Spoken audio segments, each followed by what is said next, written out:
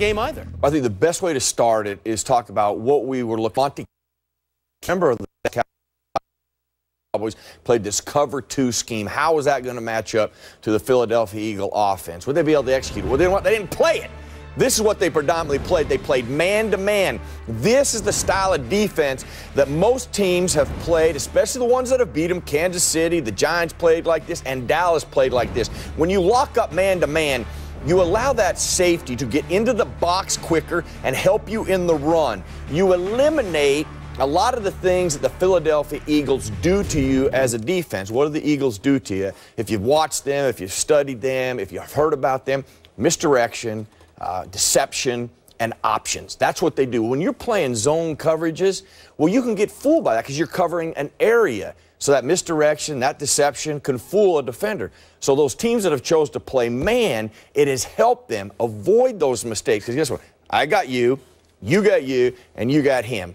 Okay, so now you're not playing an area, so that misdirection or the deception that they use doesn't make you make a mistake, so you can play more sound defense, better defense. I expect the Cowboys to play like this, even though we haven't seen a lot of it. But when they play against the Cowboys, it's how they chose to play, and I believe they play like that again. Okay, so when it's all said and done in the one game to rule it all in the NFC East, who do you trust? Merrill, we'll start with you. The team that's been there many times and has failed, or the team where so many players haven't been in this situation before? Well, you know what? You have to use the body of evidence for you in this situation.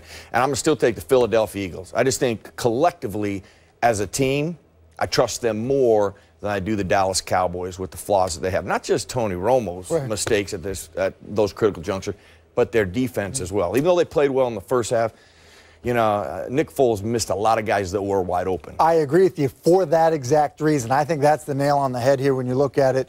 It's about this Cowboys defense struggling, and when you watch that matchup, and Trey alluded to it earlier about Nick Foles coming out of that game and really hadn't played well when he was in the game, but they had guys open. They were able to get guys open in the passing game.